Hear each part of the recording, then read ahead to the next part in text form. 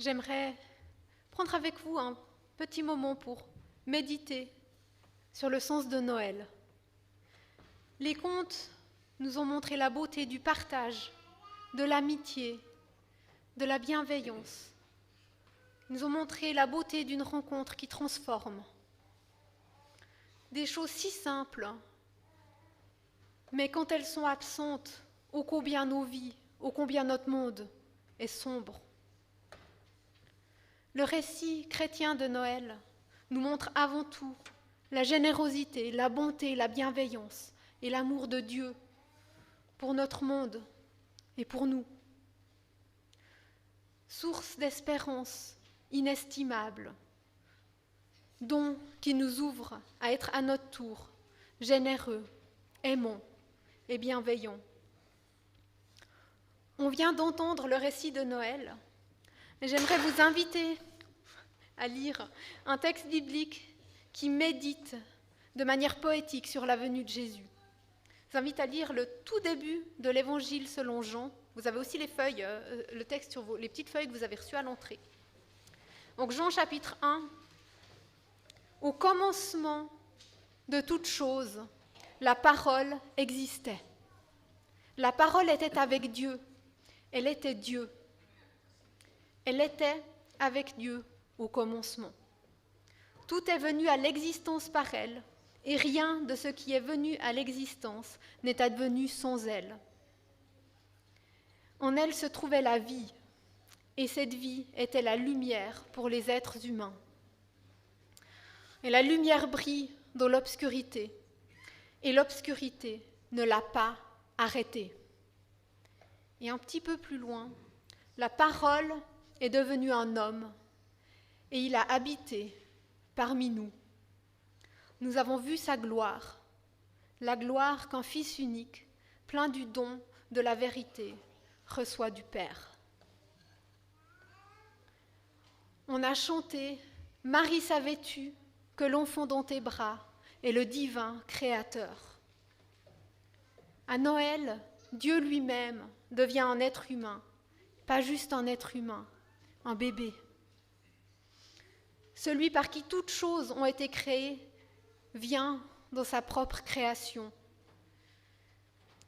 Il devient vulnérable, fragile, comme un nouveau-né. Celui en qui se trouvait la vie vient partager nos existences, leur joie, mais aussi leur souffrance. À Noël, c'est Dieu qui se donne lui-même, preuve ultime de son amour pour notre monde, pour notre humanité. Démonstration de sa bienveillance, de sa générosité, de sa grâce.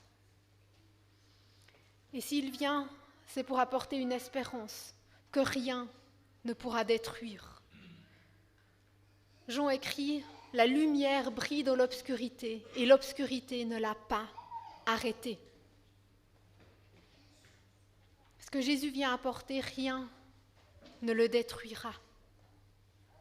Sa vie ne sera pas un long fleuve tranquille. Partout où il ira, il partagera cet amour, cette générosité, cette bienveillance de Dieu. Partout où il ira, des vies seront transformées. Mais il fera aussi face à la fatigue, à la soif, à l'opposition, aux insultes, et finalement à la trahison, un procès injuste et une mort violente. À un moment, la lumière semble s'éteindre. Mais 3 jours plus tard, il ressortira vivant du tombeau. Parce que la lumière que Dieu est venu apporter dans notre monde, rien ne peut l'arrêter. Et à ce moment-là, Dieu déclarera avec force que ce n'est pas ni le mal, ni la mort, ni la souffrance qui auront le dernier mot dans notre monde, mais lui, son amour, sa grâce et sa bienveillance. Cette lumière qu'il vient allumer, cette espérance qu'il vient déposer pour notre monde, il vient l'apporter, certes pour notre monde, mais pour chacune de nos vies aussi. À Noël, le Créateur de l'univers entre dans sa création, pour qu'on puisse le connaître, pour qu'on puisse le rencontrer. Jean dira, personne n'a jamais vu Dieu. Le Fils unique qui est dans l'intimité du Père, c'est lui qui le fait connaître. Si vous demandez aujourd'hui qui est Dieu, la Bible nous invite à regarder à Jésus. Vous demandez peut-être qu'est-ce que ça nous dit de lui, cet enfant couché dans une mangeoire. Je pense que déjà ça nous montre la grandeur de son amour pour ce monde et pour nous. Amour un peu fou peut-être, mais amour d'un Dieu qui se donne pleinement pour venir nous chercher. Un Dieu qui se rend radicalement accessible aussi. Tout le monde peut venir, tout le monde est le bienvenu. L'étable est ouverte à chacun, à chacune qui veut bien venir voir. Parce que quand Dieu vient, il vient pour tout le monde. Et finalement, aussi nous dire qu'il veut pas juste qu'on le connaisse, mais qu'on vive une relation avec lui qui transforme nos vies. Dans un sens comme les mains de ce berger, de cet homme qui se sont ouvertes à la rencontre de Jésus pour accueillir un cadeau. Il aimerait que nos vies s'ouvrent aussi à son amour, à sa bienveillance, à sa bonté, et qu'enrichis, transformés par ce qu'il a posé dans nos cœurs, nous puissions à notre tour être lumière pour ceux qui nous entourent, que nous puissions à notre tour partager cet amour, cette bienveillance, cette bonté, sans lequel notre monde reste bien obscur.